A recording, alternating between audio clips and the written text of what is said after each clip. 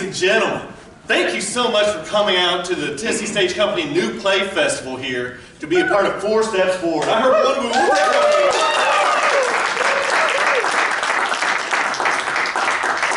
My name is Harrison Young.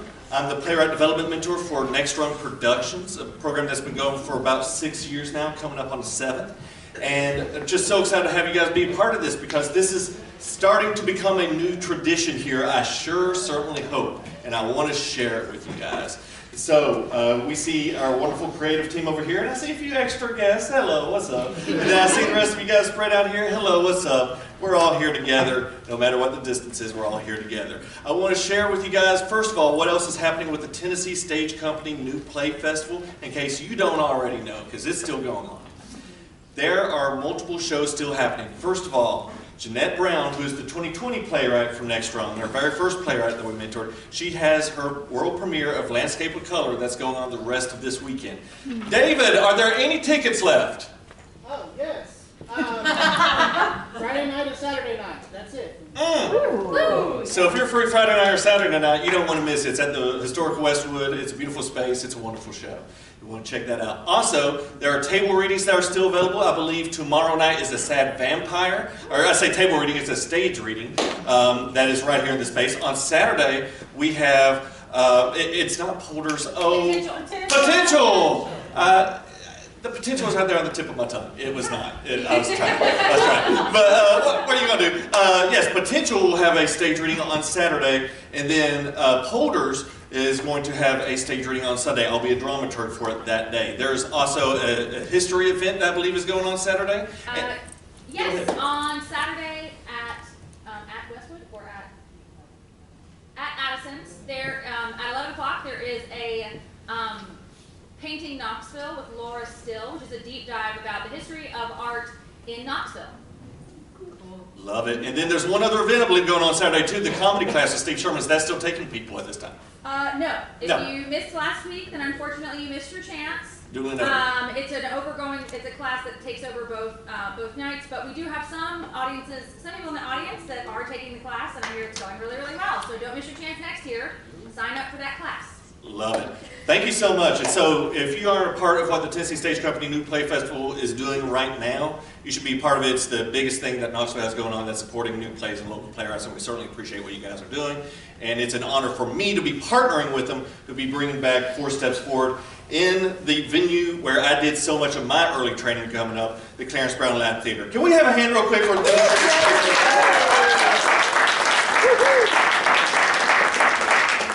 I want to take a moment to tell you about what you're in store for today.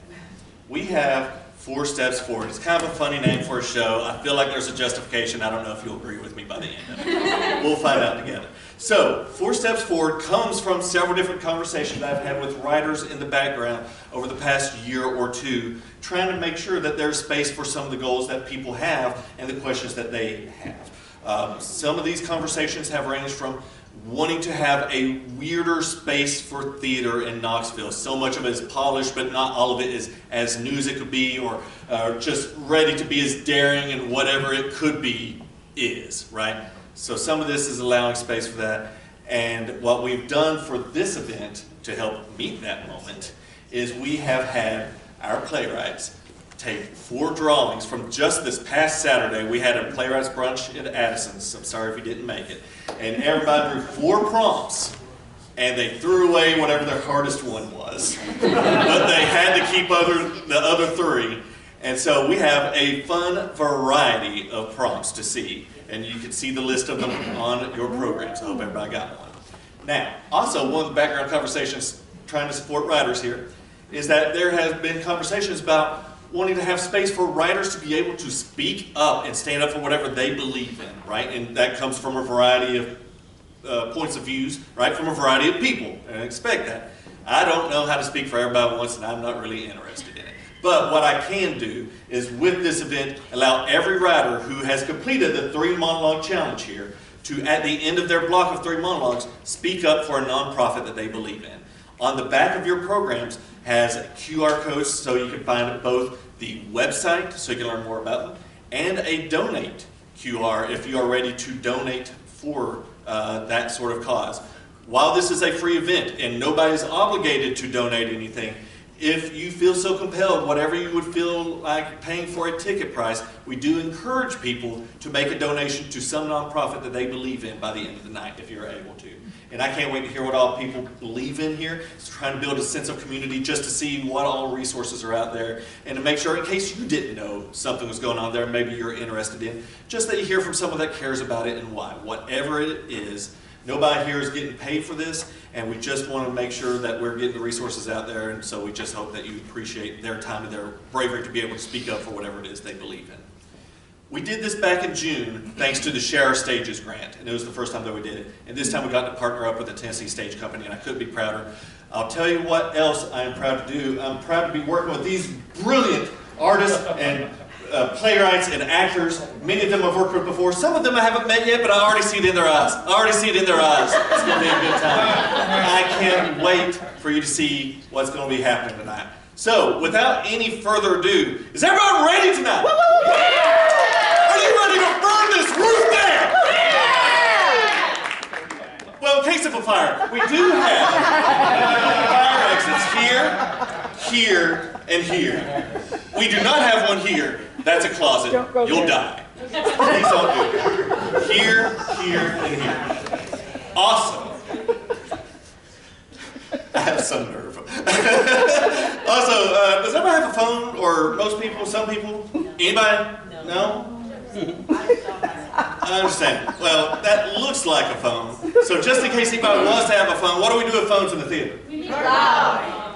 I heard a variety of things. I heard somebody say off, and I appreciate you, Carol.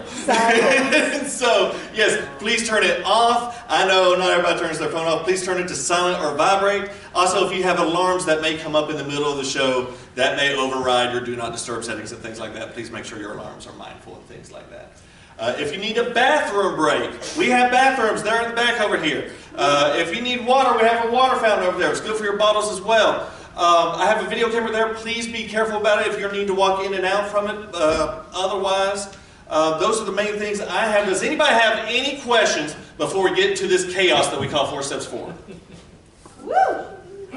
Not a question, but I love it, and I can't wait. I appreciate this. So without any further ado, we have 7 teams of 2 here for you tonight, and I'd like to introduce the first team. This first team is one of the 2 teams tonight that has been in the 4 Steps Forward program for both people before. Back when we did this in June, both of these people have written for it. Now this time, one of those people has returned to write, and one of those people has returned to act, and they're working together. Please give it up for Crystal Berry Punch.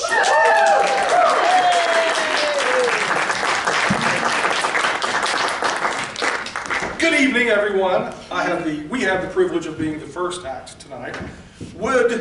As I get myself set up here, would you like to hear a story about blood on the scissors? We're going to do it a little bit. I should step back up, and I appreciate you. I failed to do my part on something. We're going to need a little bit of audience engagement here today. I love it. For the audience engagement, we're going to ask everybody for 3 little pieces of help. Whenever somebody does their first monologue, we're going to ask you to say yes. Can I get a yes? Yes. Yes. On the second monologue, the leg counts. On the second monologue, we're going to ask you to say please. Can I get a please? Please. Great. And on the last one, whenever they bring up the third monologue, we're going to ask you to say thank you. Can I get a thank you? Thank you. Again, yes. Please. Thank you. Yes. Please. Thank you. Barry, I apologize. Totally messed up my timing. I can't wait for you to overcome. All right. Everybody. We're going to switch up the order that's on your program. Would you like to hear a story about blood on the scissors? Oh, yes.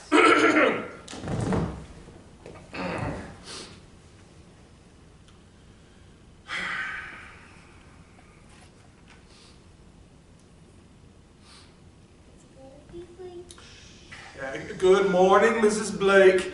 You forgot to pick up your testing materials. Remember your proctoring in the English 2 TCAP. And what do you mean? No, I heard you, but this is the state test. We need all hands on deck, and I'm already short on proctors and subs.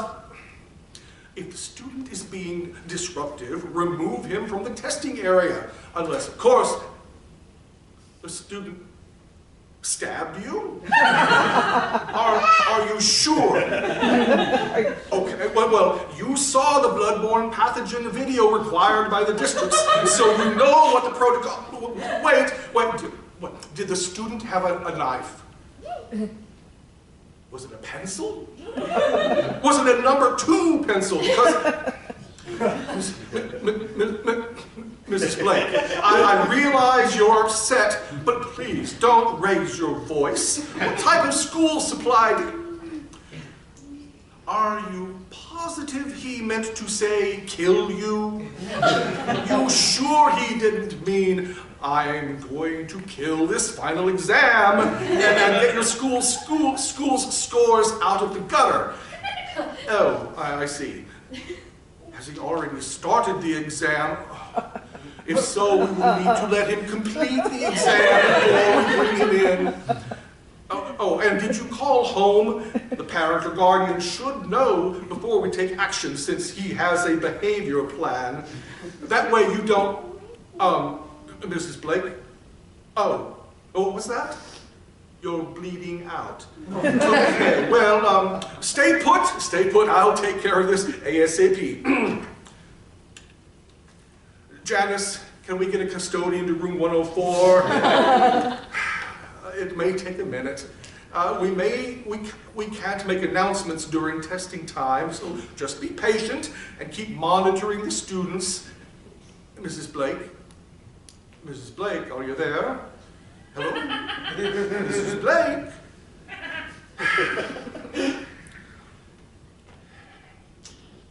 Janice, will you please find one of the teachers on hall duty and send them to room 104? We need a new proctor. Send another custodian too, if you can find one. I told her we were low on subs. Testing irregularity.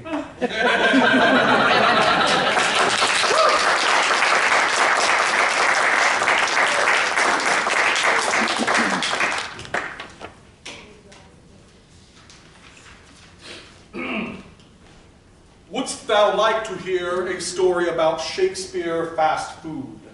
Please!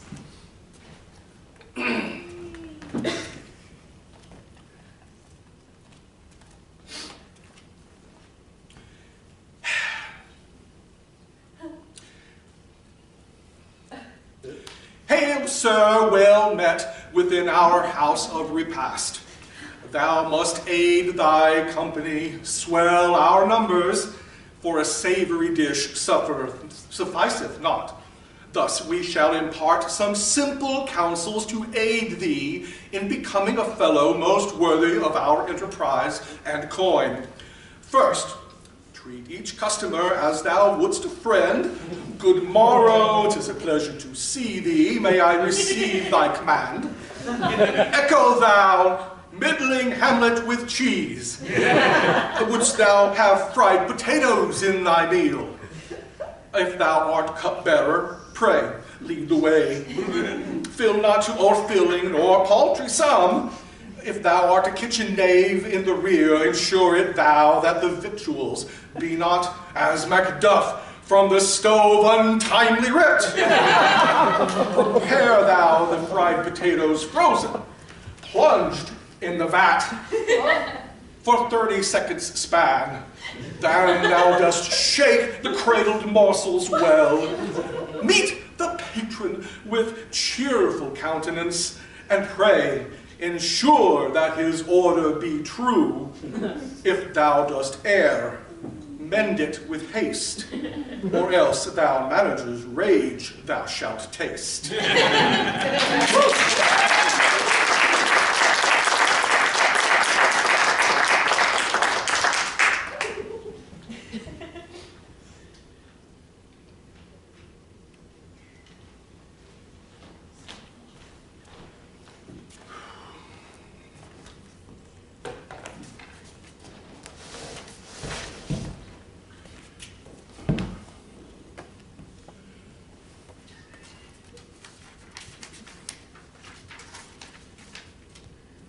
like to hear a story about yes, no, maybe? Thank you.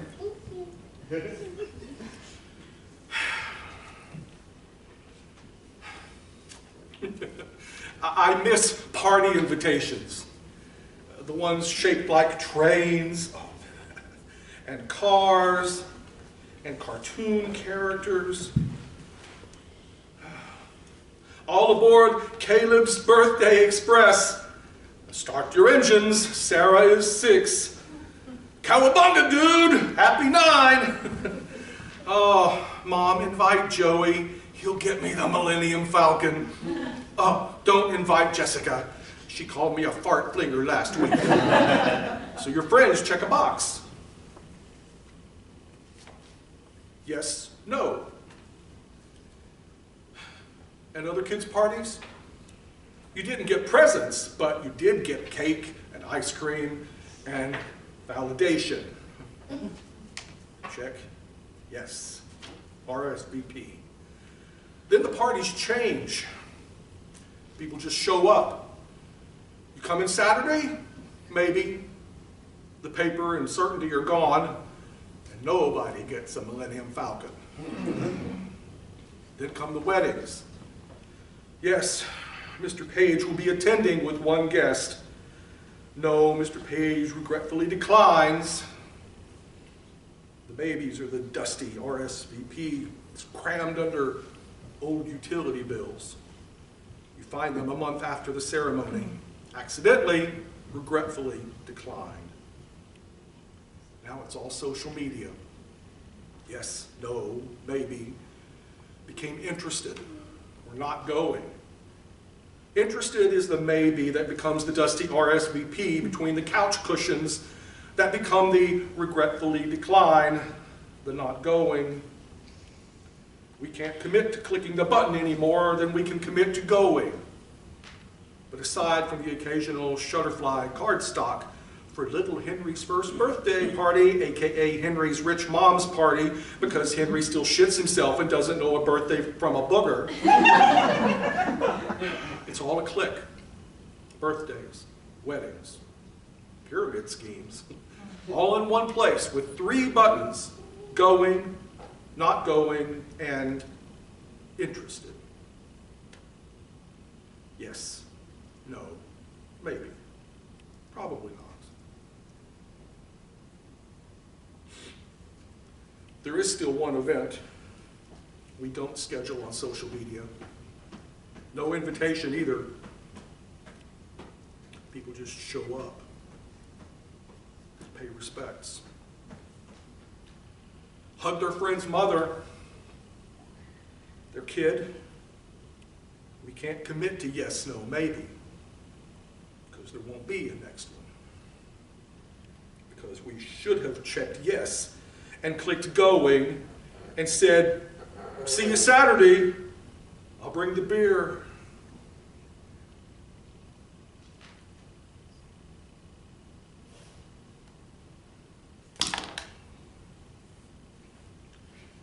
And now we can't do any of those things because people leave the party and they forget to say goodbye.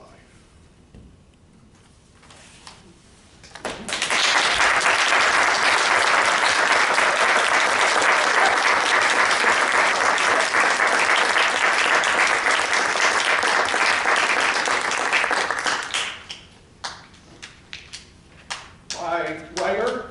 Yes. Crystal? Well,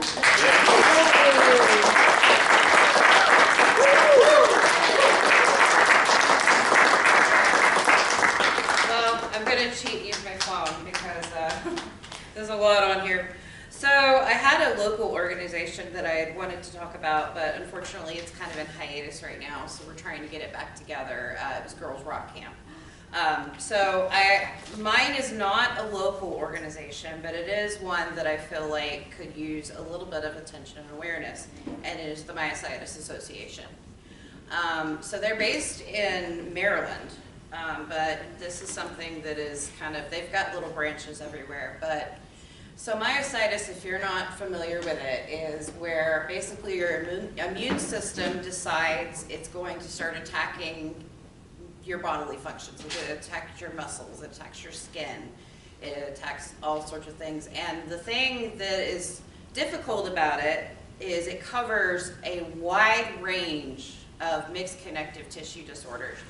And what ends up happening is people are misdiagnosed a lot.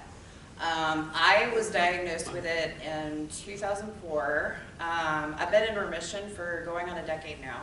But when I started, just one day out of the blue, I wasn't able to get up out of chairs anymore. I wasn't able to start my car. If I tried to put my hair in a ponytail, my arms would get to about here, and I couldn't lift them anymore because it was just too much. And I would just randomly fall over if I had to stand up, and it was terrifying. It was like my body just like shut down on me. But luckily, you know, I had a wonderful doctor who was able to find it, because again, you have to do a lot of tests for it. But the reason I think I want to bring more awareness to it, and you know, not just because I've experienced it, but I've met so many people later on who have had all of these strange symptoms, and I've said, hey, you need to find a good rheumatologist, okay? Because some of these things don't show up on all the blood work, okay? And then of course, you know, especially for women, a lot of times we go to the doctor and we're not really heard, you know. We're oh, it's this, it's something, it's kind of brushed off, okay? And these autoimmune diseases primarily affect women. Well, men get them as well, but I was able to go, I was very, very fortunate. I was able to go to the Myositis Center in Baltimore at the Johns Hopkins, and they were able to get me what I needed. But I got lucky when I was diagnosed because a lot of things had changed, a lot of things had evolved, and they've updated a lot of the treatments.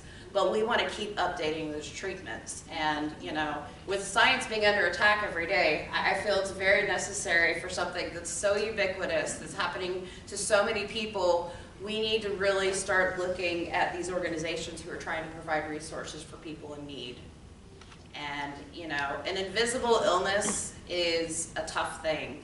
And I chose myositis again because myositis covers so much. I call it the trail mix of diseases. That's kind of what it is. And a lot of people don't even know it exists. I've met one other person in Knoxville in the theater community who has it, actually. So, but check it out, see what you think. You know, they do have little events every now and then. They do have pop-up events, but I just wanted to make everyone aware of it and pass it along. And thank you so much.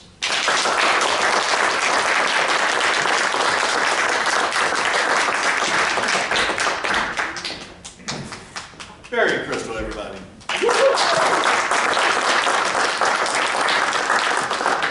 Thank you so much for being here.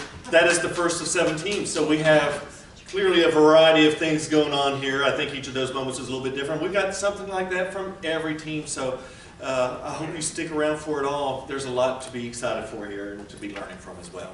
The next team I want to bring up, we just had, in this first team, we had Barry Wallace, who was a Next Rung alum, with the playwright that we had from 2023. This next team also has a Next Rung playwright alum from 2024 on here as well, who's going to be the writer. And alongside with them, actress that I used to do children's theater with. How wild is that? What a world. And so together, if we could please, give a big round of applause for the, hold on, let me make sure I'm saying it right. Oh no, I should have not lost my glasses. There we go, the Fight Captains.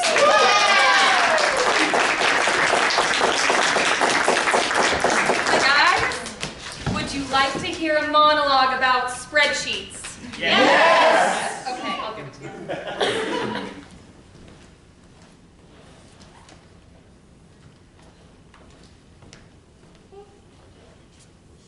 That night, I really wanted to paint you, or for you, or about you, maybe.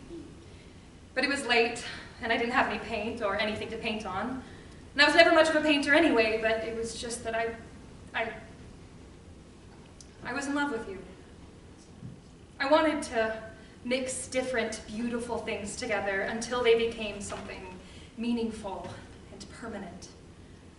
I wanted to stroke the span of your shoulders with a dark pine green acrylic called Boy Howdy, and trace the gentle patterns of your kindness in rings of ochre called Tomorrow. But I wasn't an artist then, and I'm still not. I don't think I ever will be now. I don't even know if those colors truly exist, but I do know that I can see them. Every time I thought of you, I still can. I can still see them. I'm a patient person. You have to give me that. I've always been patient. Even that night, I knew that if I had to, I could wait for you. And a part of me thrilled in that giddiness of waiting, the giddy waiting of love. But now, God, I'm not naive either. I never have been, so I don't know if you'll hear this. But if you do, please, don't keep me waiting anymore. I just can't do it, please, please, if you can. Just find your way back to me. I don't know where you are. I don't know where you are, or what's happened to you, and maybe that's better, maybe that's worse, I don't know. I don't know. I just know that all night, all I do is I sit in front of a screen. I know it's not right. I know it's not right. It doesn't make any sense, but I sit in front of my screen, and I'm not an artist, you know, but I fill in these little white squares with color. I don't know why. I just fill them in. Greens and ochres. And then I pick another shade. It's a little darker. No, a little warmer. I fill them in. Then I pick another. It's a little different. I fill them in. I do it all night sometimes. Thousands and thousands of little squares, pages and pages, ochre and green, ochre and green. And I think, I know it's not true, but I think that maybe, just maybe, if I can get your colors right, maybe.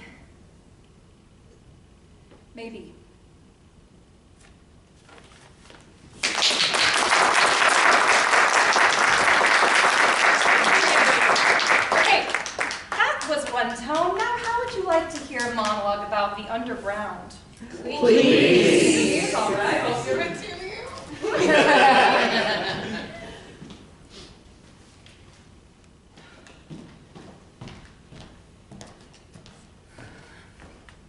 My dearest Lily, I doubt that you will ever read this message, but I want you to know that I love you with all my heart. As things stand, it's not looking great for me, but I'm determined to keep my chin up and face my fate in a way that would make you proud. I'm not finished yet. I was thinking, do you remember that night that you wanted to paint me? I think about that night a lot down here. You were so beautiful the way you said it. You're beautiful the way you did everything. Anyway, I suspect it's cold comfort, but in retrospect, I want you to know you were absolutely right. I never should have come down here, and I most definitely should have left the fighting the subterranean army of spider people to the professionals. Just like you said. I mean, they're tough in a fight, right? But we give as good as we get in that regard, I think. Mostly they're just tough to look at. You know? I mean, it would be one thing if it was just the regular human top half spider, bottom half ones like you see in the enlistment ads. They really mix it up down here. I mean, you got all your humans with spider faces ones. You got the spiders with human faces ones. Giant human heads on spider body ones. Oh my God, they really go crazy. Left side human, right side spidey, and I even saw an upper half of spider, lower half human, which was like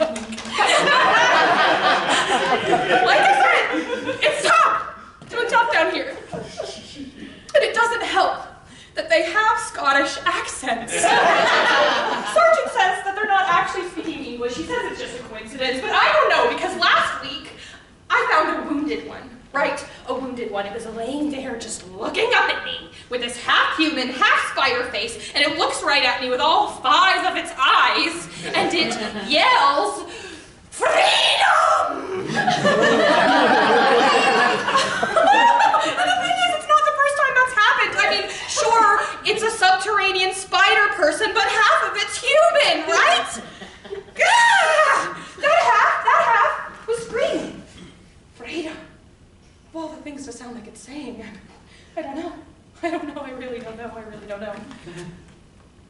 Anyway,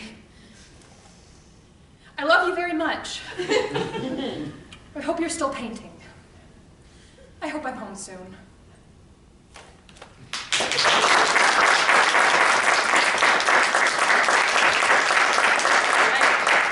Underground, how about a monologue about a street in Knoxville? Thank you. Knoxville, you're welcome. Okay. I don't care, Grandma. I don't care. God, I didn't come back here just to listen to you and Grandma Carol talk about how much you disagree with the choices I'm making. It's my life, all right? God, look around you. The world is changing. That's what the world does, like, every day. I mean, this morning, I was telling Seamus McDonald, and yes, before you ask, Shaman is top half human, bottom half spider. He's from Asheville, where, by the way, it's absolutely normal. Anyway, I was talking to Seamus downtown. We were walking, and I was like, you know, my grandmothers, they met under that green mushroom sculpture in the park over there. I told him how Grandma Carol was working at Addison's Analog Antique Media Store. You were coming back from a show at the Emporium. How Grandma Carol always told me that you were the most beautiful woman she'd ever seen. That you pretended to forget something just so you could walk past her a second time. And do you know what Seamus said to me? They stopped under that same sculpture and looked at me with their beautiful electric green and burnt umber eyes. And they said, every time God brings two people together, the world becomes a better place, don't you think? What are you supposed to say when someone says something like that and they actually mean it? What, just ignore them? Tell yourself, oh, well, good for you, you're absolutely radiant, I wish you all the best. No. Or do you stay up night after night, doing whatever you can to conjure them back into your life like you did? Or do you fight tooth and nail like she did? Just because you can't understand who I might love doesn't mean you'll never understand anything about it, okay? Falling in love was as beautiful for me this morning as it was for both of you that afternoon. So please, don't ask me to turn my back on something good just because you can't imagine it for yourself, okay? Please. So, that being said, I invited Seamus over for dinner tomorrow night. And I really hope that afterward, you'll be willing to show them your latest paintings. Thank you. And my playwright is J.P.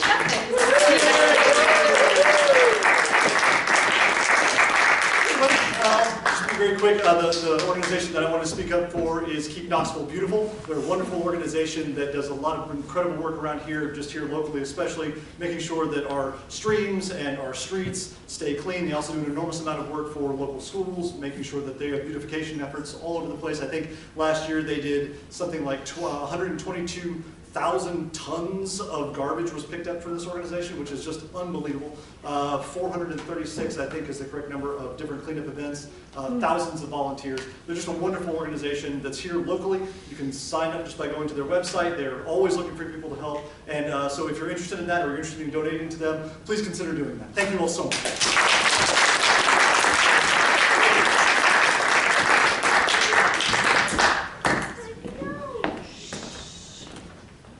I normally do okay around spiders. I don't know about those spiders. I don't know about those. That worries me a little more than I was prepared for. Sound exciting for a nightmare, though. So that is our second team. We'd like to jump straight into our third team. We have a playwright who I've seen write over the past few years, and also we have a performer who I've been fortunate to meet for the first time here together here. Some of you may know them. I'd like to introduce Team Divine Comedy. Come on up.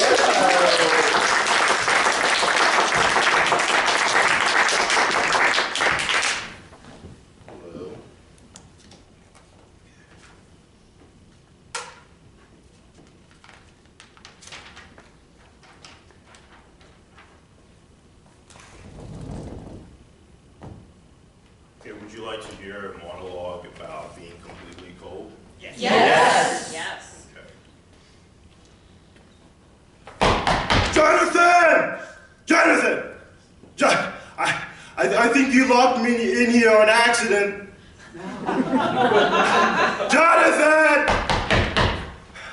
Help! I'm trapped! God, I'm trapped. Help, can you hear me? Help me!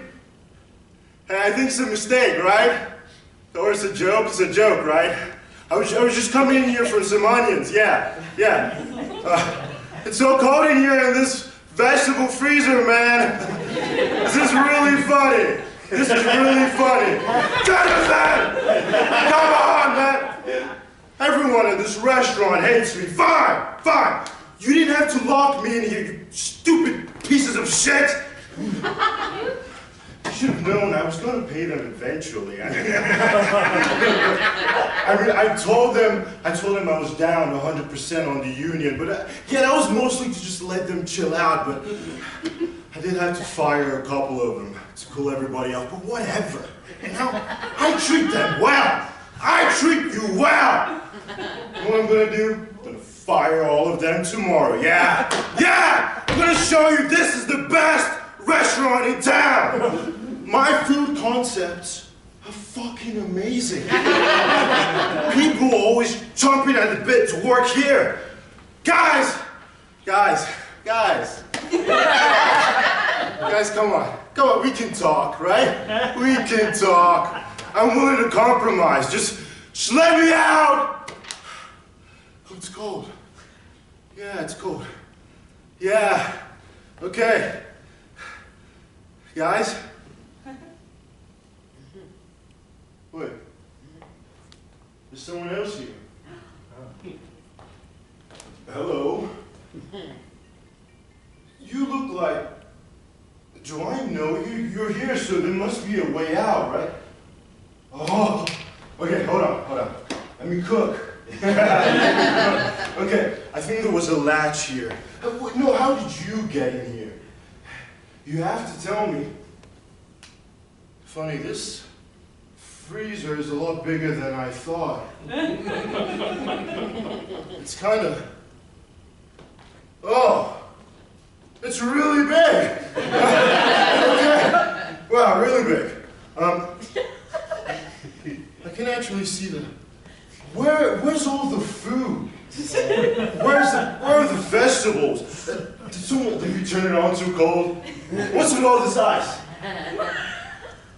And who is that guy? Why is he a block of ice? Why won't you speak to me? Just talk to me. Traveler? Okay, I have to explain. Somebody locked me in here. We'll clear this up in a sec. Really, what I did is, just once, well, it was a couple of times. Look, you have to understand, I have an upscale food concept to run. I almost got a Michelin star. I can't feel. I feel like there was something inside of me and now it's gone. Everything is fading into dark. There's some dude over there with 3 heads who's like munching on... That's a leg. That's a leg. He's munching on a leg. Okay. And there's a lake of ice. There's people in there. I can barely move. Where are you going? No. Don't leave me. No, please don't leave me, please. No, you better come the fuck back here right now. Don't walk away, please. No, don't walk away. Just take me with you, please. Don't leave me alone. Okay. Wow.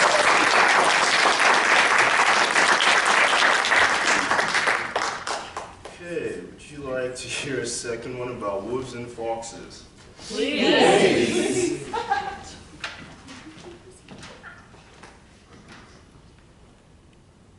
I saw you climbing out from the ground. Just one moment. One moment. I was actually planting a tree there, so yeah, okay. Thank you. Okay. Now that's done. I see you're from the place where the sun still shines. Please, have a seat. Hi. I've been expecting you. You're looking a little worse for wear. Who am I? What does it matter in a place like this? I'm just a guy who's been here a while. Just fell into the water, and the next thing you know, I'm here. I think you met my brother down there. I couldn't see much, but I could hear it. I could hear him a little bit. He's grown so much.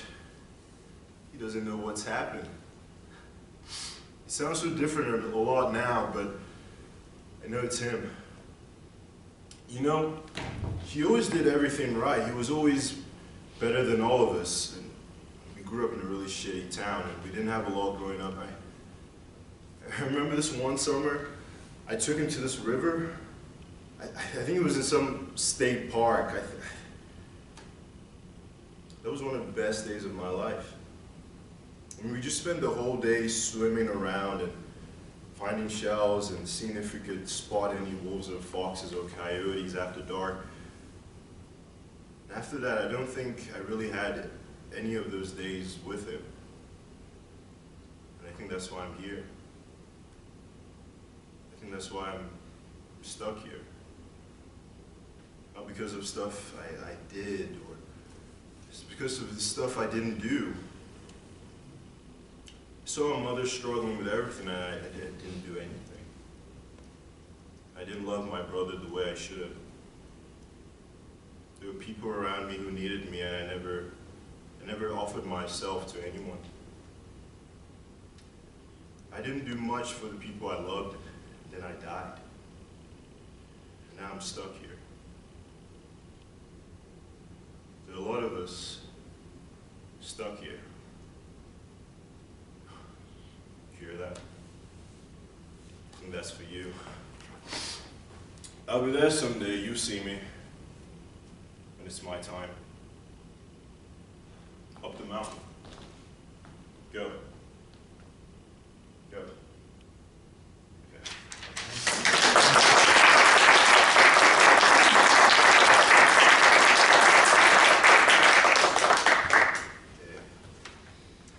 Would you like to hear another one about good, gooder, goodest? Thank you.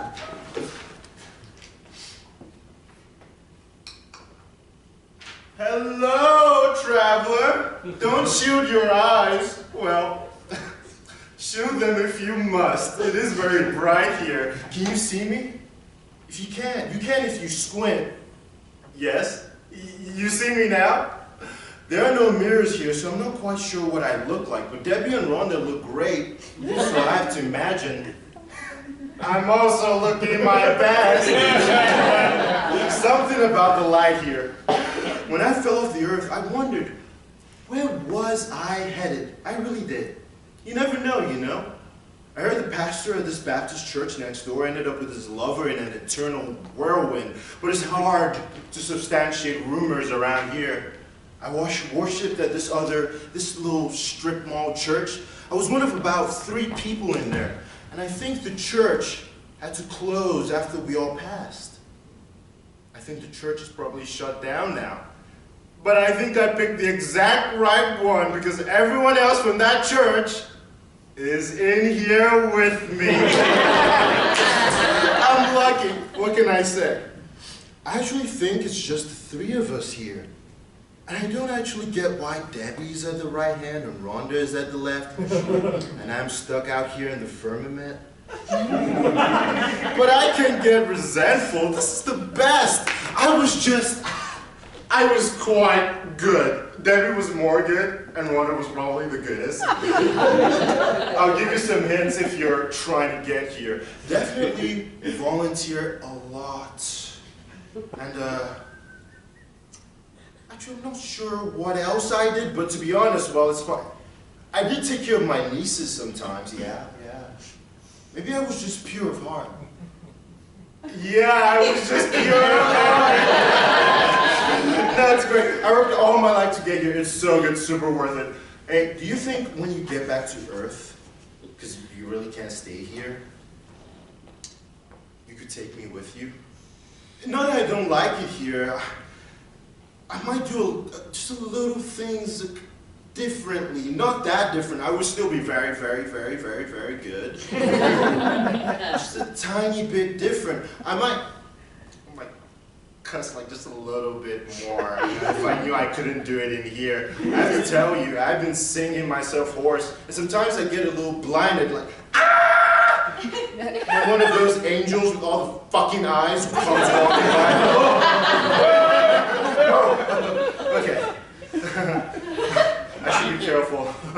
I'm on my 3rd strike, and if I get to 10, I might get judged and cast down there, so kind of see, I have to be on my toes. They all hear everything. Well, I don't know if you ever see this place again, so soak it in. Soak it in. It might be your only chance. In fact, you're getting a little see-through, traveler. Could be just the blinding lights within wheels and stuff, but I barely see you. Oh, you're falling and going somewhere very far away. It was nice to have someone around for a minute. Goodbye, traveler. Toodaloo. Mwah. Goodbye. Nice to know you. Hope to see you here someday, but probably not.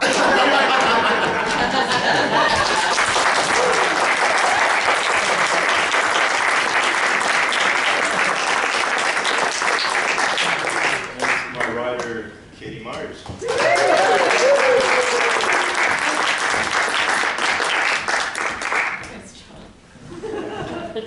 Hi everybody. I just wanted to speak up real quick for Bridge Refugee Services. Won't say a lot, just I think most of us probably know all the amazing work they do. And in this, we're in a political environment, where refugees and immigrants are not being welcomed in this country in the same way they used to be. So I think the work of Bridge is even more important than ever. What they do, if you're not familiar, is that they help get refugees from all over the world settled here in Knoxville, help connect people with jobs, help kids succeed in school, help people just get integrated into the community. It's really, really vital. I'm 3rd generation off the boat at this point, but I certainly know that if my family hadn't been welcomed here, I don't think I would be here right now. So I think we can, and a lot of us can find that in our family histories. There's not a lot that we're doing great as a country right now, but I think historically one of the best things about America is that we welcome people from all over the world here. So I hope you will. I hope you will give to Bridge. I think there's all kinds of volunteer opportunities and stuff with them as well. So yeah, support Bridge.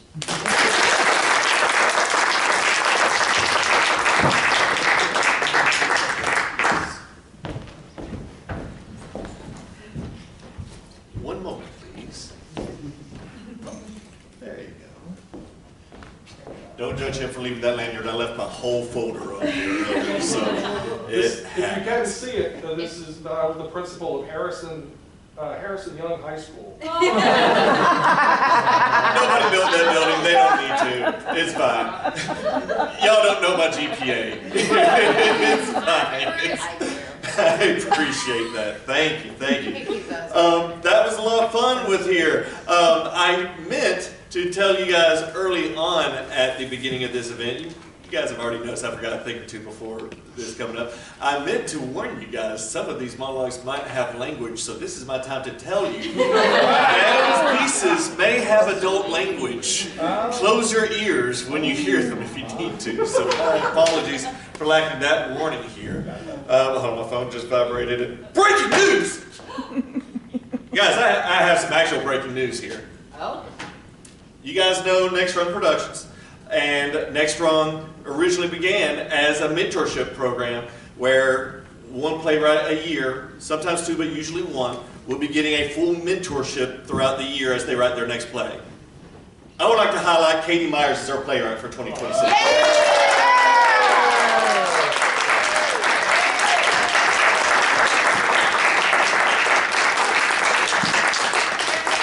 we have a lot of great work ahead, and she's already got so much going on and can't wait to see what comes from this year from it. So thank you for being a part of this, and thank you for everybody who applied, of course, with this. Now, with this in mind, let's get to the next important thing. Have you seen my socks? Let me show you right there. It says a word after a word after a word is powder. I don't know who says it. But it's a cool phrase, and so I've got it on both my ankles today. But it ain't just words up here, right? It's also punctuation. Do you like my segues yet? I'm committing to this one. So I want to introduce our fourth team of the evening here. We're just going to go right to the team name. Please, ladies and gentlemen, welcome Ampersand.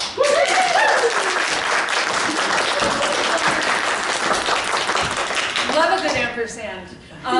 So I am going to shake up the structure of this just a tiny bit. I'm going to front load all of our question and answers, if that's okay with you. So, is it okay with you if I? Yes. Yes. Okay, so for the first two monologues written by Greg, I would love to talk to you about you're not from here, are you? And it's the end of the world as we know it. Is that okay? Please. And then, after that, I'd like to take an opportunity to be crazy. If you'll allow it. Thank you. You're not from here, are you? I'm from here.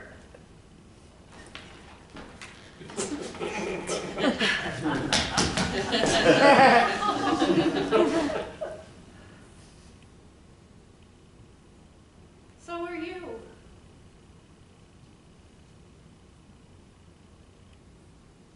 Here and now is as good as it gets. Get out of your head, you xenophobic bigot. What's your problem?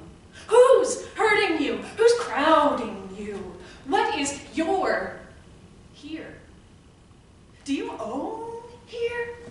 Do you own now? How could you ask me that? I'm here, aren't I?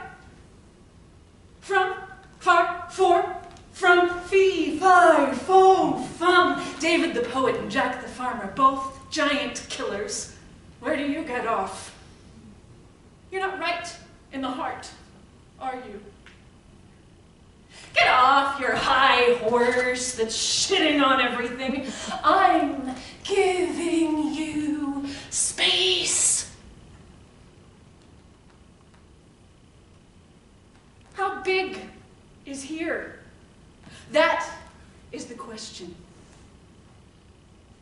The size of your pea brain. Or beyond the galaxies. I'm giving you space. How about it? Rearrange here. Gerrymander the world. Pull the rug out from under the feet of rulers far and wide. We all live downstream. Assert our rights over the flood of shit and lies that besiege us every day. Declare allegiance to your watershed. I pledge allegiance to pure water all over the globe and to humanity which it supports. One suffering mass of sentient beings yearning to be free. Free from want, free from fear, free to speak, free to worship or not, free to believe. Vow and dedicate to the health of your here and now. What is the size of your now? The fleeting moment? Your next to nothing life span? Your commitment to what? So here we are. Now what? Like it or not, we're all in this together. Here and now. The poet said, There's no need for poets if everything's been said. I'm a revolutionary, so my son can be a farmer, so his son can be a poet. Thomas Jefferson, speak up. Listen to the voices. Hear them. The still small voice, the thundering voice, voices heard by saints and sinners. No, I'm not from here. I'm from everywhere. I'm from the twinkle in my mother's eye, the cotton woven into my baby blanket, the farmer who raised the cotton, Eli Whitney's mind, a thunderstorm at the headwaters of the Nile, gasoline, corn, the melody of lullaby, the Pacific Ocean. Where is here? Oh, let me count the ways. Do you hear me now? Have you dealt with the hate in your own heart?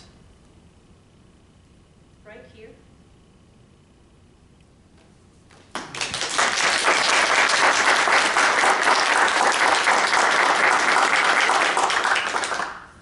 It's the end of the world as we know it. What an opportunity! Maybe it means no more ads on my phone. More farting in public. A different shade of orange. Digestible microplastics. Snow in July. Polyamorous religions. Sea monsters eating container ships. Godzilla roasting marshmallows. No more we to know. Too many me's that won't make a we. Is this the end of we as we know it, or the end of me and a new we? Is this the end of sunshine, baby giggles, gentle rains, human kindness, dogs? Despair will clear the field for sprouts of recompense. How do we know the world? Is it images in the mind? A friend's touch on the shoulder, shivering blizzard wind. We're always filling in the blanks from new hope and fear. What should end? Oh, let me count the ways. What will those endings take with them? Sucked down into the black hole of despair and grief. There is no love like grief, with its sharp, stark focus. Burning embers glow warm ashes in the memory. What if this world deserves an elegy? The poor are always with us, says Jesus. So they aren't going away. Losing his words would require 1,000 elegies. Losing the right to disagree, 6 billion elegies. You say I am other, and I accept that. But if your other means I don't exist, I don't matter, then I must disagree.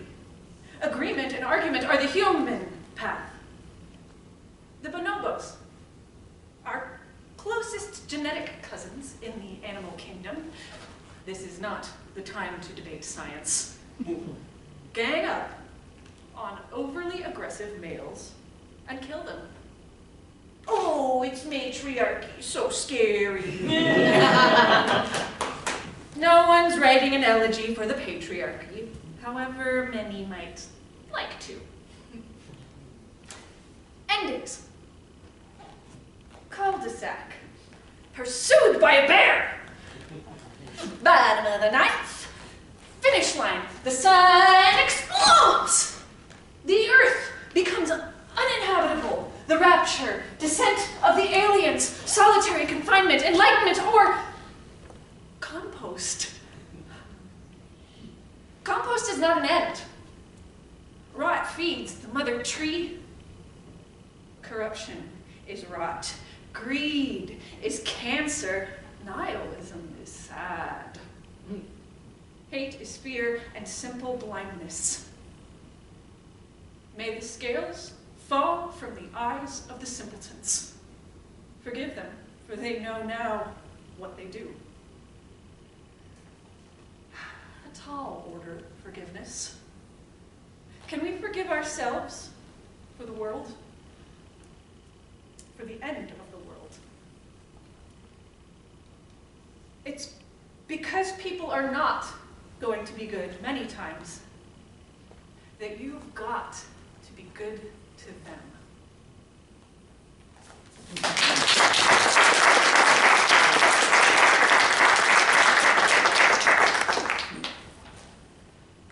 Opportunity to be crazy. It's the end of the world as we know it. So this is an opportunity to be crazy. Opportunity, my ass. I'm already crazy because I know it is the end of opportunity. The crazy world of endings. Clear the stage of opportunity and endings. Tune a frequency of unity beyond the end. Crazy as it seems. Seemingly crazy is an opportunity for freedom, a mask of true delusion to hardened heathens and believers alike. Crazy in love with going beyond endings. Opposite begins to bound above all crazy opportunities to know there is no other. Crazy, huh? Okay. Crazy like fox. Crazy like... Crazy as a loon. Batshit crazy. Loony, foxy, and batty. No new normal. No normal at all. So what is crazy?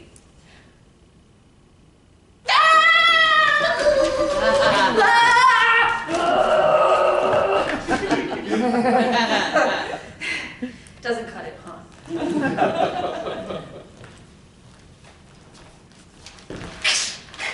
I'm back! Closer? How about, as dictator of half the world, or maybe more, because it's like you've never seen before, I declare that the continent of Africa is in the Western Hemisphere and all its inhabitants will immediately move to America, land of utter whiteness and unending freedom. Beyond batshit. More like African elephant shit. A whopper dropper splatters on us all. Crazy out of touch with reality?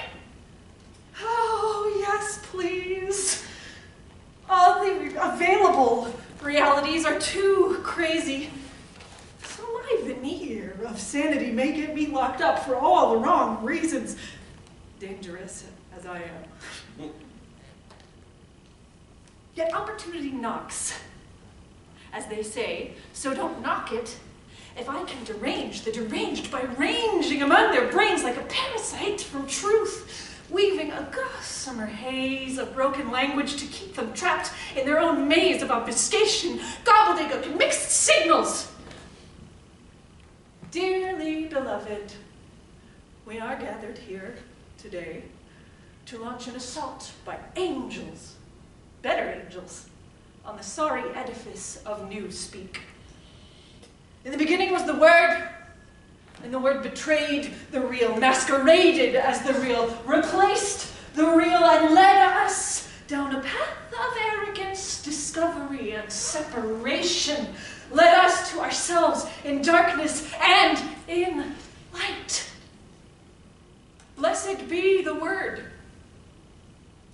Blessed be reality. Blessed be the spark of truth deep within the human heart. Seize the opportunity, crazy horse. Crazy beyond the demons of hope and fear.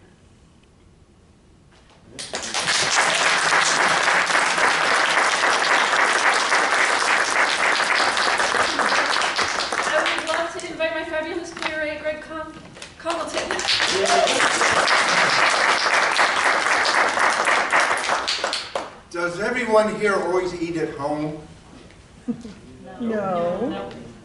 So if you don't always eat at home, next time that you go to the restaurant or the McDonald's or Ruth's Chris Steakhouse or wherever it is you go, don't.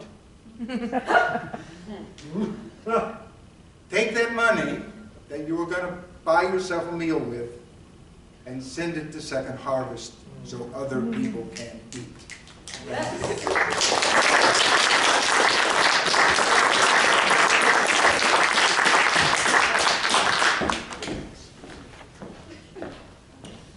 Great job. Enjoyed that. And so we saw a little bit of the format change here. We don't know what to expect the rest of this time you're doing. We are more than halfway through. This is moving along pretty quickly, isn't it, right? Lots of variation going on. You got more to look forward to here. We have 3 teams left. This next team is, to me, the newest team of people I haven't met before. And who knows what to expect out of this. So I'm excited. We've got a writer who I just met through this event for the first time. And we got an actress who I just met a few months ago. And so I'm really excited to see where it goes. If we would, please give a big round of applause here for Jerry Actorfeed.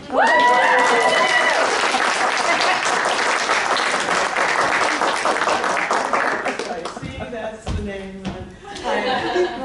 I'm Carol Goins, and would you all like to hear something about ¿Por qué no los dos? Yes. Yes. Y'all even know what it means.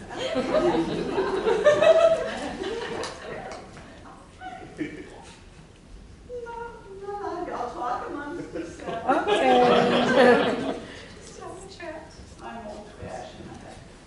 Are you having a good time? A word?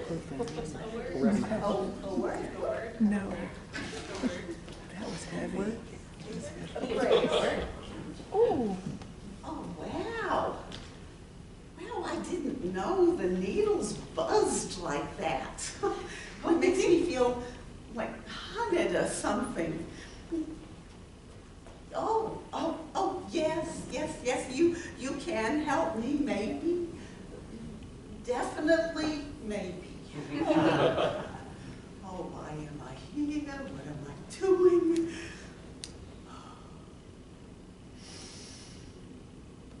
Damn it. Old bones need adventures. And I am crossing that bridge. I held back, kept quiet, looked the other way, said yes when I meant no all these years, but no more. Today, I have ignited in things inside of me that I didn't even know were flammable. And I melt the ice that froze my voyage. There's the old me that I cannot and should not forget, and the new woman that I'll celebrate each of my remaining days. Each will have their ink. Each will speak to me daily, but one more loudly than the other. So, for the me of no more, the sorrow, regrets, lost loves, the should-have-beens, could-have-beens.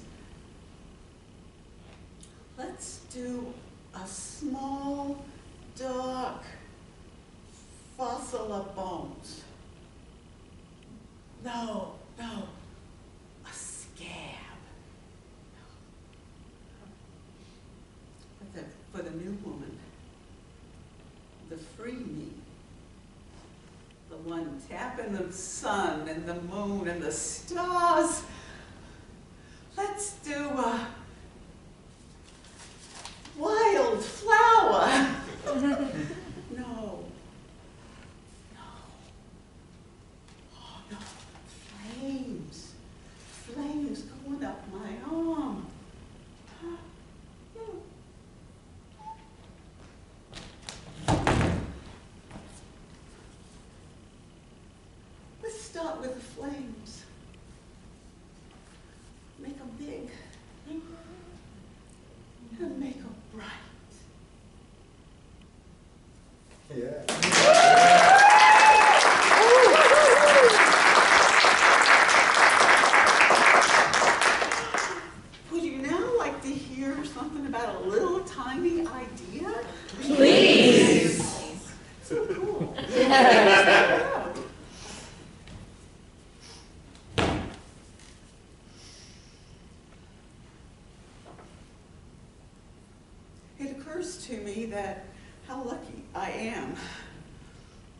how lucky all of us sitting here tonight are, and all the people walking around outside and beyond. All of them are really, really lucky.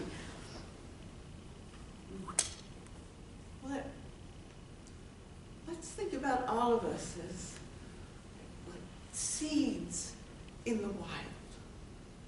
Each year, in all the forests, meadows, and gardens in the world, quadrillions of seeds are produced. Quadrillion! That is expressed as 1,000 trillion or 1,000,000 billion, and the total seed production is quadrillions with an S. Out of these quadrillions, only a tiny fraction, 0.001 or 1,000th of 1% ever produce a flower or a fruit or a vegetable or a tree or anything.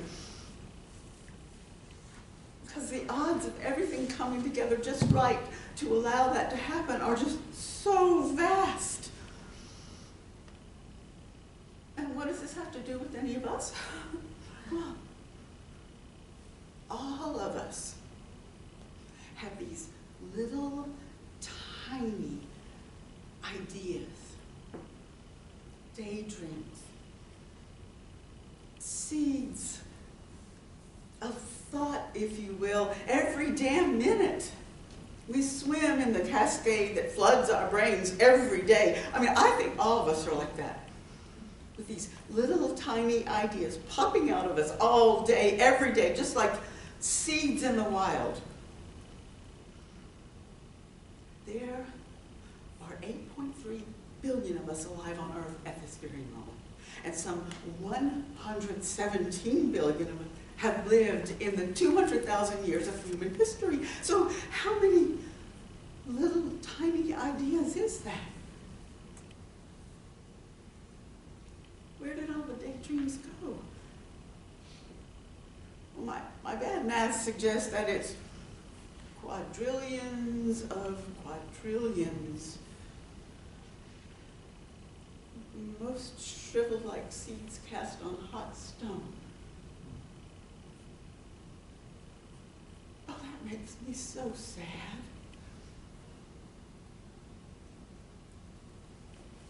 But the year is young, and we're all alive.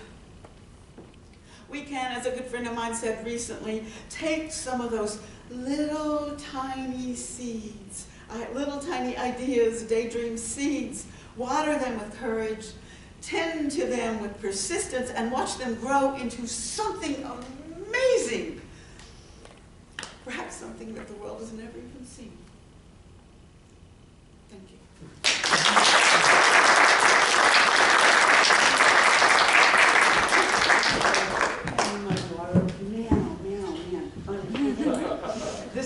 This is part of it, yes it is.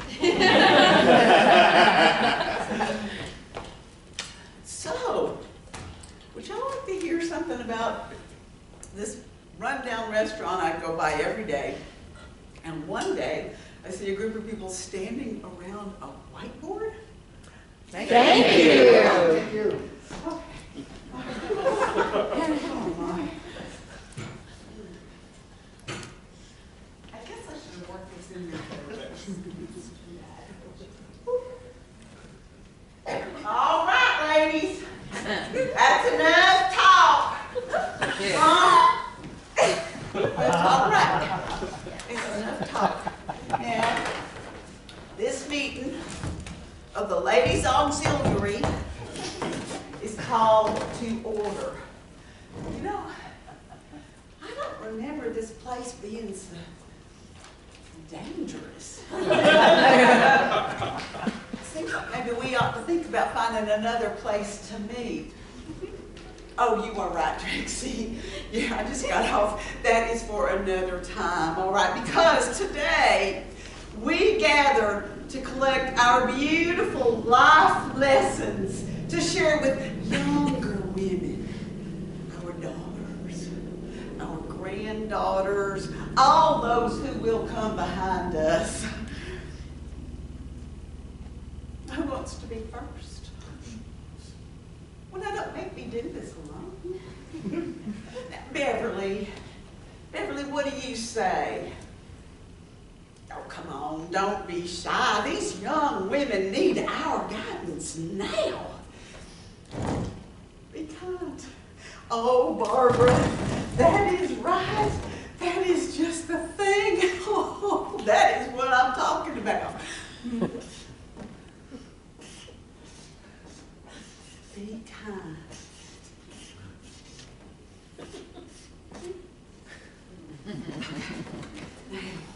Now, all right. So, what about you, Carol, Betty?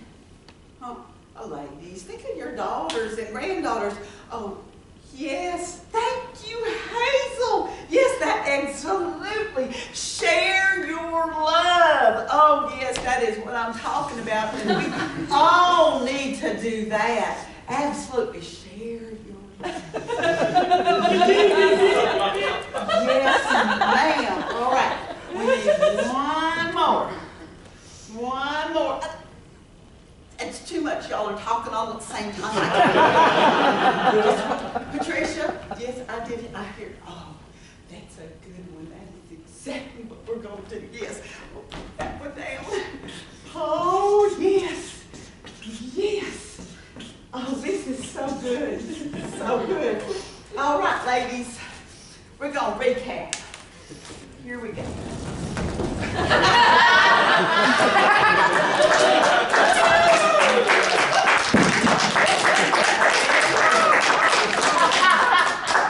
Fuck it. Fuck it. Fuck it all.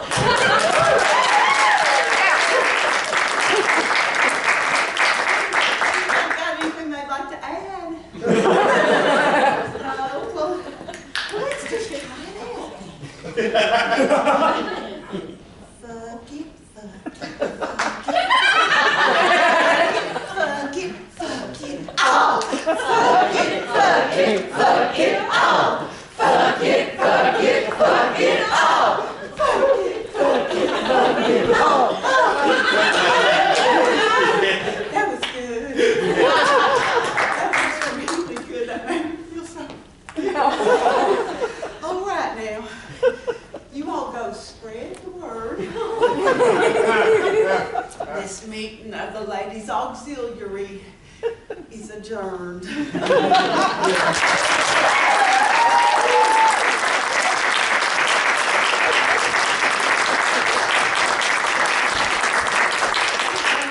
Introduce Theo Mullen. I chose my charity as Ladies of Charity here in Knoxville. They provide shelter, food, and other items for people who need it, mostly women and children. They do it with donations and with profits from their thrift store, which you've all probably seen, and so they're pretty cool. So thank you.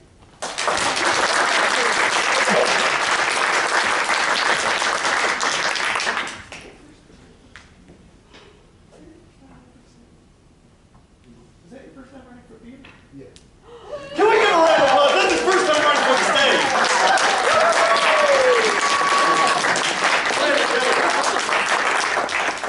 Never know what's going to happen here. I did not know what was going to happen here. That was exciting. That was great. So thank you so much for that. So we have two teams left, and we're doing a little bit of an order switch in the program here. What I'd like to do next is go to, where is the page here? Excusez-moi, just keep it prepared for anybody who needs it. Next up, we have one other team tonight that has had both participants be in the original event of Four Steps Forward back in June. We have the writer who wrote last time, who is writing this time, and we have the actress who acted last time and is acting this time. Ladies and gentlemen, I would like to introduce Team Pump and Jerkumstance.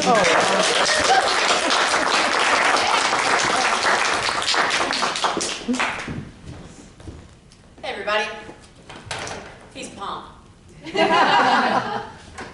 All right, so let's see here. All right, so the prompt is Columbo making his way to the point.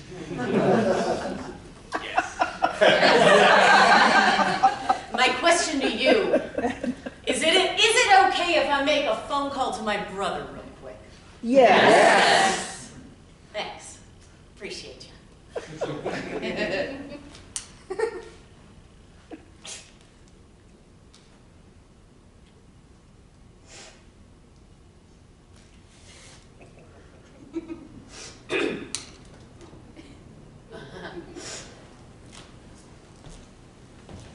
Alan! Alan! Just listen! You're not gonna believe what happened to Marcy. So she and I were out till like 3 in the morning, swear to God. Her cousin, Doris, is getting married next week because his sister needs his room in his parents' house so she can set up her tattoo parlor, and this has everything to do with Marcy. I am getting to the point. Just listen.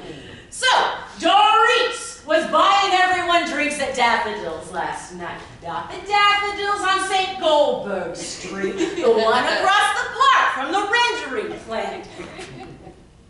I am getting to the point. Just listen. So, Gwen was giving Doris and some guy named Breeze a lap dance because the stripper never showed up. There was some kind of mix-up with the stripper's calendar. Can you imagine that? A stripper with a death calendar. That's hilarious. They said she had to get a booking photo done or something. So, Breeze is trying to put one of those Monopoly game dollars into Gwen's tool belt because we found some on the floor on the Uber on the way home. It was like a family van, so probably the kid... Did I just hear a toilet flush? You did! You did, you lie, I know what I heard. Yes, we all do it, but we don't all advertise it. You let it mellow, Alan. Doesn't matter, still let it mellow till you hang up. Can I please just tell you what happened to Marcy?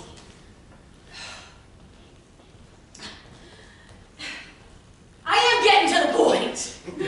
Just listen. So, Breeze accidentally, yeah, right, accidentally, gives Gwen a paper cut on the hip with the Monopoly bucks. I'm pretty sure it was a 10, so you never know how much plague is on those things. Anyway, Doris decides to cauterize the paper cut.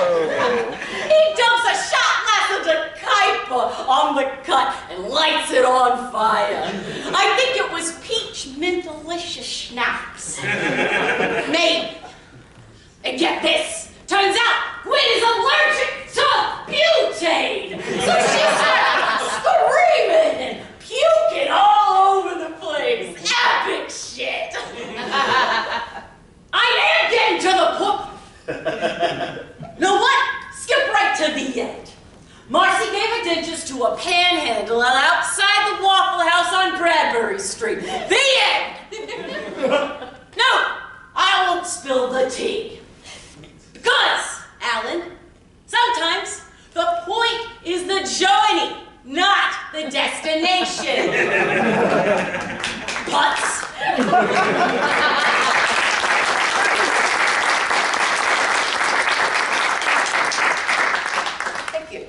My second question to ask you is, may I write a letter real quick? Please. Thanks. Appreciate you.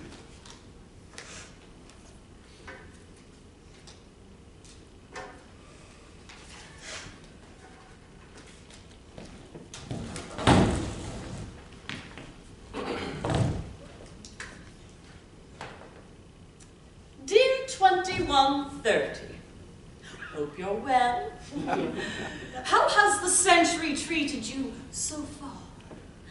Annually, I hope.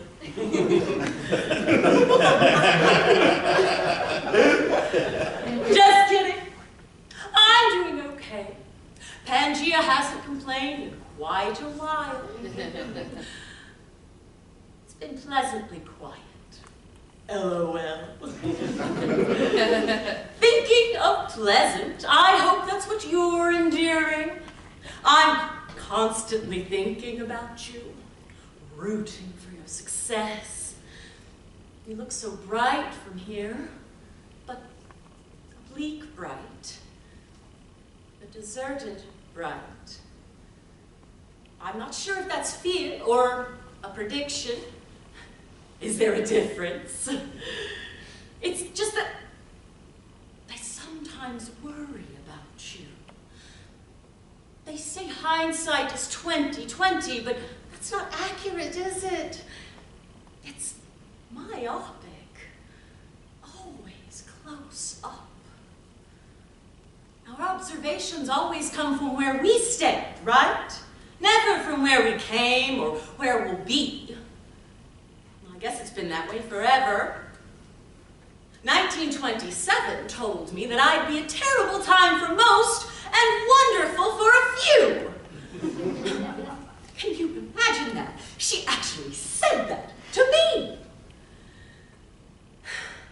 I hope it's not true for you. It's certainly not true for me. LOL. 1938 told me that psychopathic despots could take over everything. How silly. Why would she even mention that? But I understand her concerns. It seems we worry about the years ahead of us and always fear the worst, while we ignore the years behind and only remember the best. On my birthday, history crashed the party, put her face right up to mine and growled, "Don't make me repeat myself." Then stormed out. The other years who were at my party told me she'd done that to each of them as well. Why? What's the point of making such threats when you won't actually punish the offenders? So, fair warning, history's a bitch. Well, I've rambled on long enough. I'll close with the only advice I can think to give you. Please be kinder to yourself than we before have been to ourselves. Regards and warmest wishes, 2026. P.S. When you see history, tell her I said, fuck you. LOL.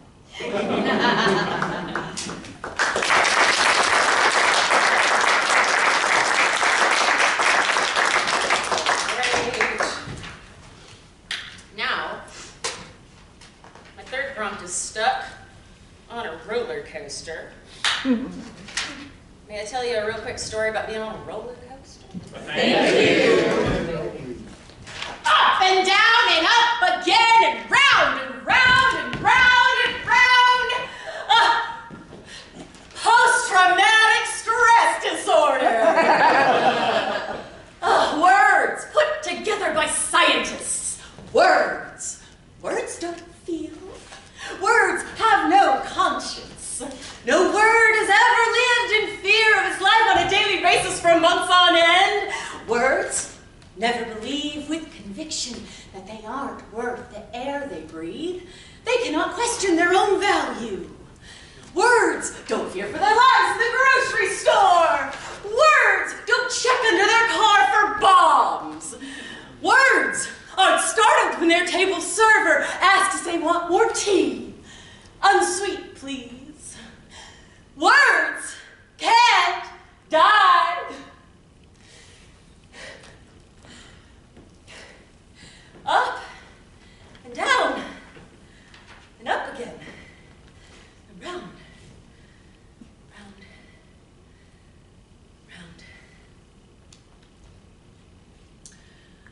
Post-traumatic stress disorder. Words put together by scientists. Words. Words don't feel. Words have no conscience. No word has ever lived in fear of its own demise for years on end. Words never believe with conviction. They aren't worth the air they breathe. They cannot question their own value. Words don't fear for their lives at the grocery store. Words don't check under their car for bombs. Words aren't startled when their table server asks if they want more tea. Unsweet pleased. Words can't die. Up and down and up again. And round and round and round and round.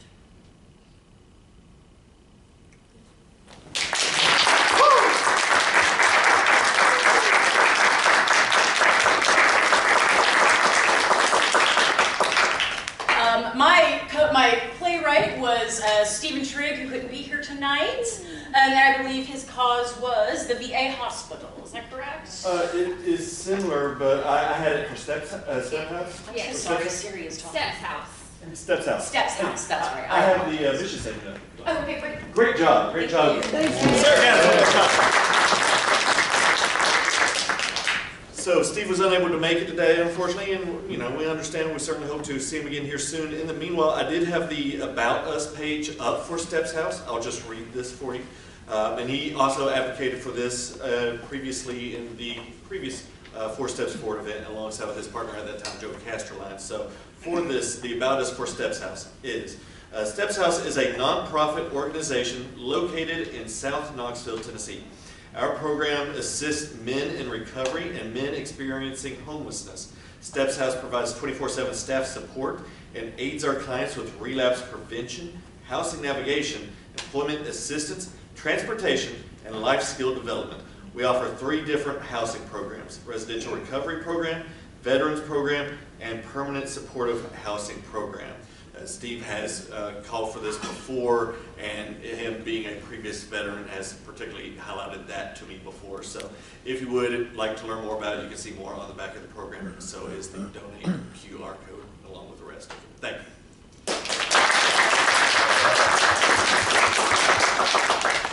6 down. 1 to go. I wonder which team this will be. Ladies and gentlemen, let's get right into it.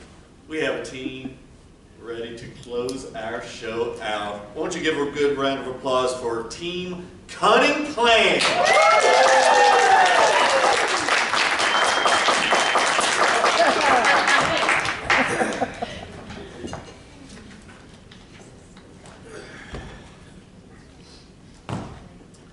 So, do you guys like mimes? Yes! Good, because this monologue's about mimes. No, I'm not angry, Jenny. I'm just, confused. Like, incredibly confused.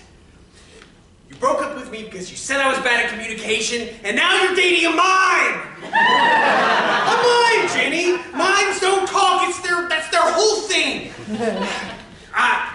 No, I know it's not their whole thing. I'm sorry, I didn't mean to be derogatory. Stephen, you know I didn't mean to be derogatory, right? Miming is a beautiful performance art and a perfectly legitimate career. I'm just trying to explain why I'm so...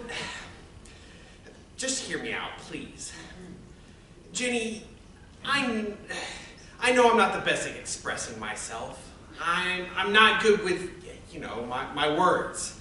I don't like to talk very much, and when I do talk, I'm always putting my foot in my mouth, like my whole foot. For some reason with you, I never say the right thing at the right time, or in the right way. When I talk to you, words don't do what I want them to. I know it hurt you, because it hurt me too. And now there's this guy who seems genuinely lovely, but he doesn't use his words at all, like professionally does not use his words. You've gone from no good at words to no words at all, and I just don't... Steve, what is it, Stephen?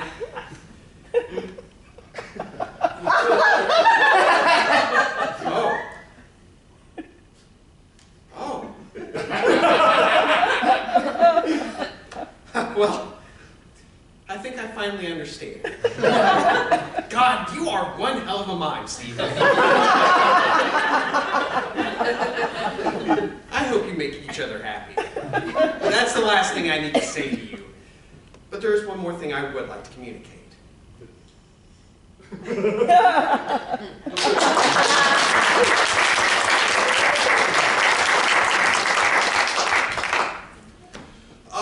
So would you guys like something like, I don't know, some sushi? That's for some fish? Please. All right. Coming up this week on Left on the Recording Room Floor, we will be honoring a notable yet tragic anniversary for music lovers. January 2026 marks 1 decade since the death of acclaimed musician David Bowie. Renowned for his experimental music and unique sound, not all of David Bowie's musical endeavors were successful. Before the Goblin King or even the Thin White Duke, there was Mariana Trent. Featured on the recently rediscovered album, Mariana Trent and the Killer Cuttlefish, never before presented for public consumption. Worked on for 3 days and then quickly abandoned in the period before Ziggy Stardust and the Spiders from Mars, it is considered a not very good version of the star-making Stardust album. Scholars have suggested that Mariana Trent marks a bleaker time in Bowie's life, rather obnoxiously stating that he must have felt out of his depth and was drowning in his own sorrows. The surviving track list includes such nautical non-classics as Crustacean Daydream, 5 Fathoms, and of our particular interest to many, Merman. Now, this song is of course an early predecessor to the better known and simply better Starman. Lyrics include, and when fish eat sushi, so fresh and so raw,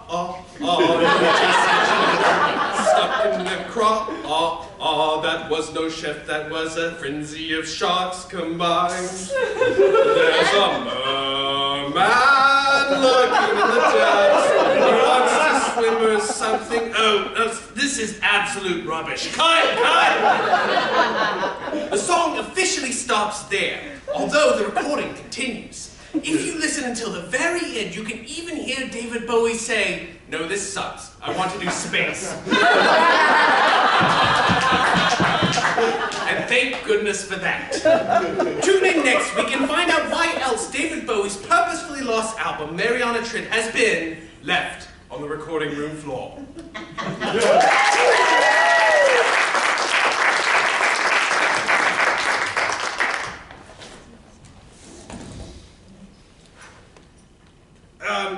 So, for the very last thing here, I would like to give you guys the cheese of deceit. Thank you. You're welcome.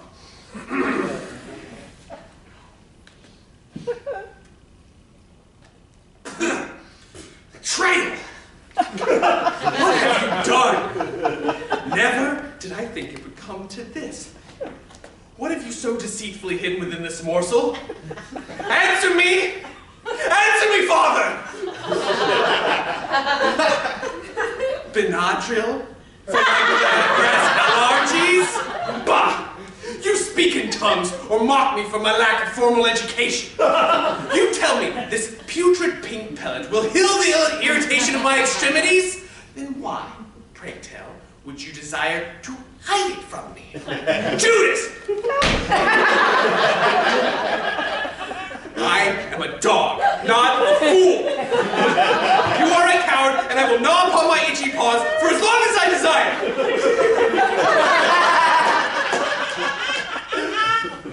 What brazen words are these? Bad dog! Bad dog!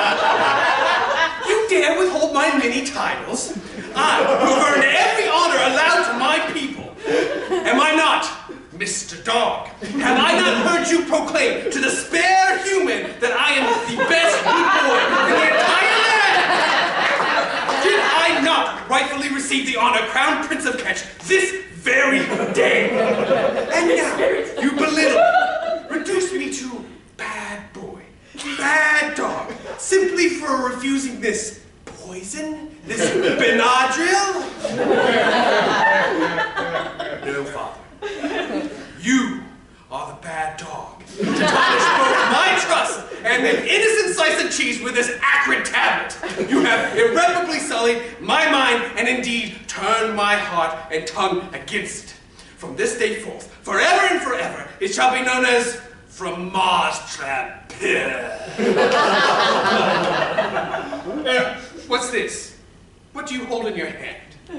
Do not think me so easily appeased. Not all the jewels, all the riches of this estate can buy my forgiveness for this unkindness, this...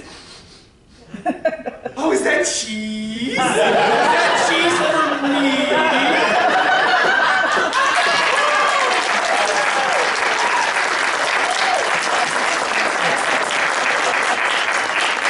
I would love to introduce my lovely wife and the playwright, Ray Palmer.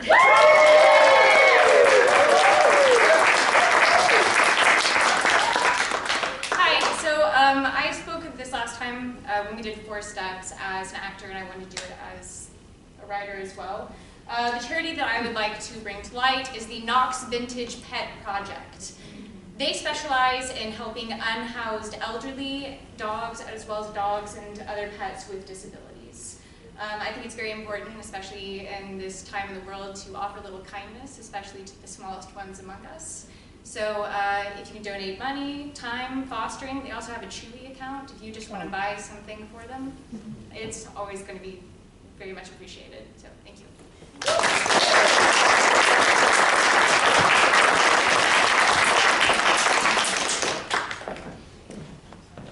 Did y'all know Rain also has never written for the stage before?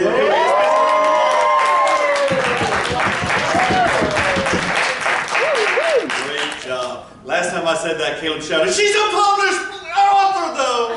Because she is.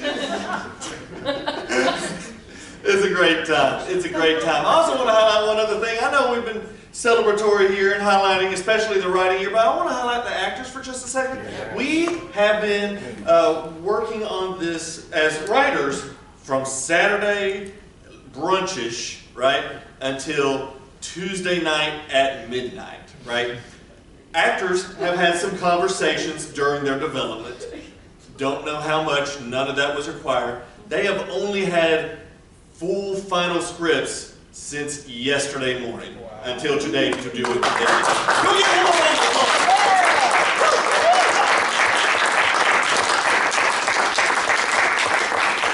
thank you guys very much. I've not gotten to thank you guys the way I want to. You guys give me just a second. Just a second. Thank you.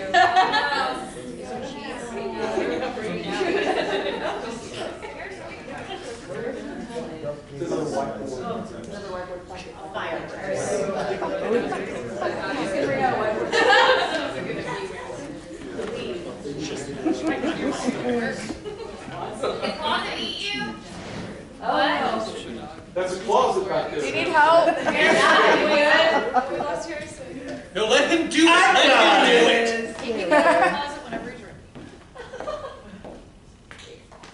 I don't have thank you cards for you guys, but what I do have is Post-it notes shaped like bologna with the words thank you on them, with free comic books that I paid $1 for. So I'd like to start with the actors. Can we get the actors to come up, please?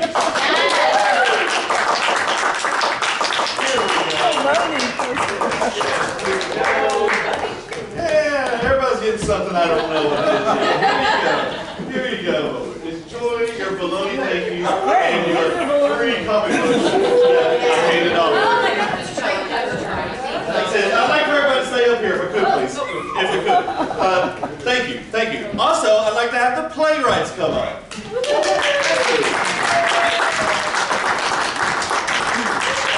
We have one for you. have one for you. Let's see here.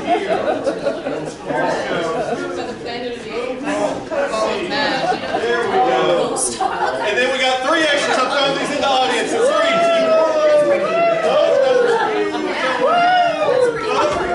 One here. Ladies and gentlemen, can we give one more round of applause here for the team?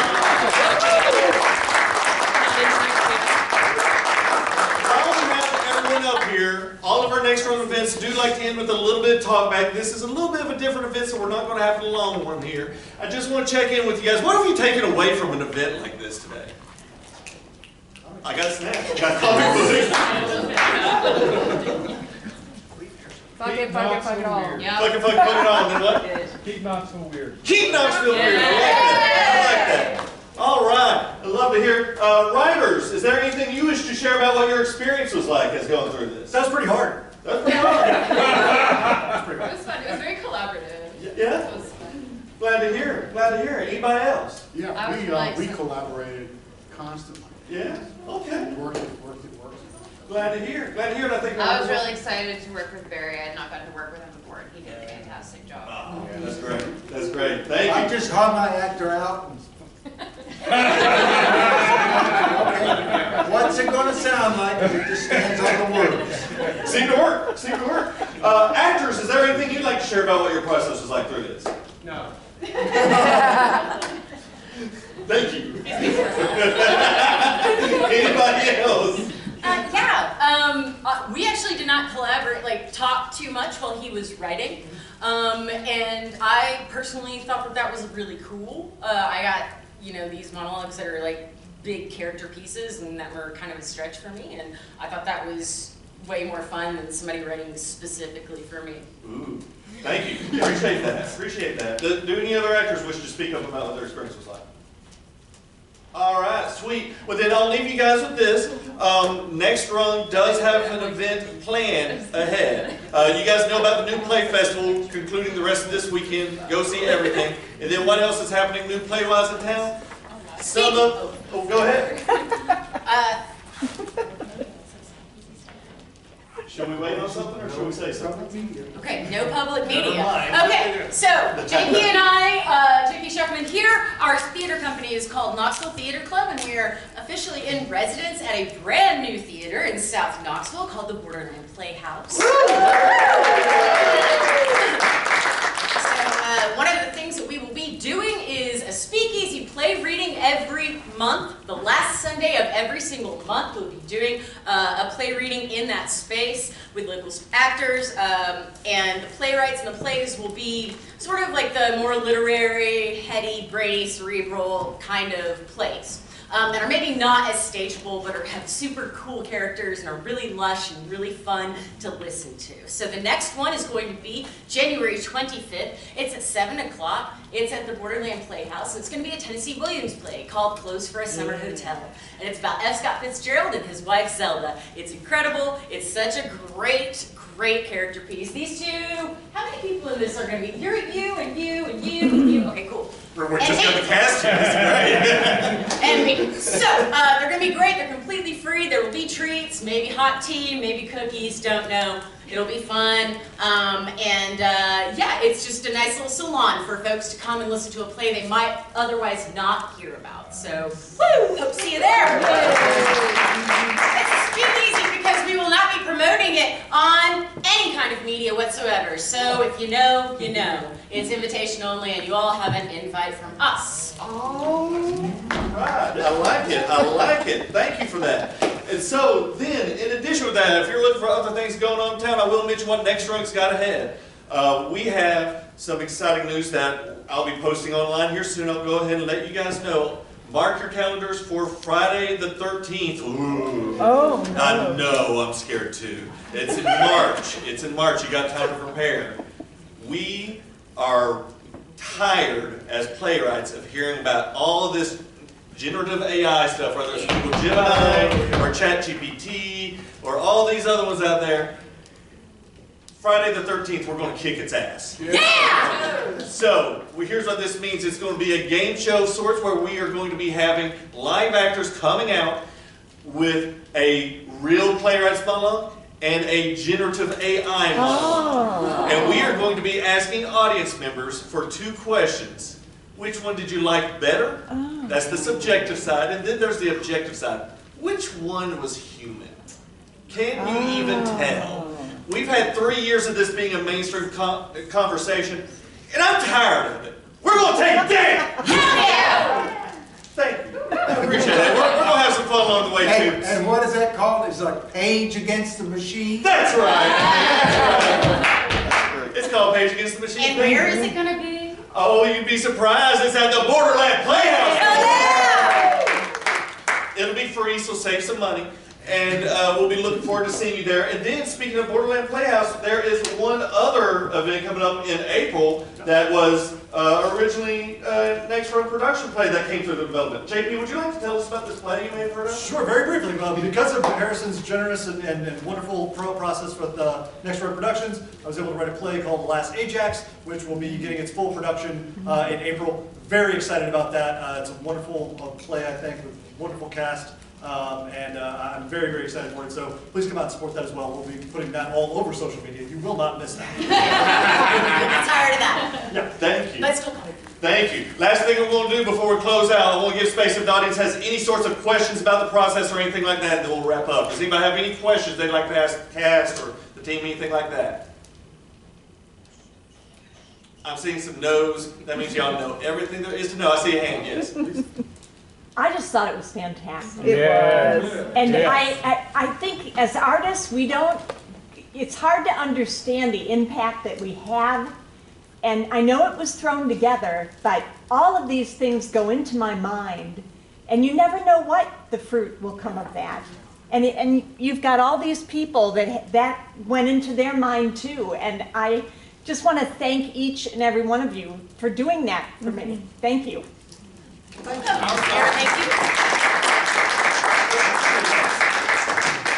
Does anybody else have anything else? I'm not seeing a hand. I think that's a wonderful note to go out on. Thank you so much. I hope you have a great rest of the night. Stick around for the rest of the New Play Festival this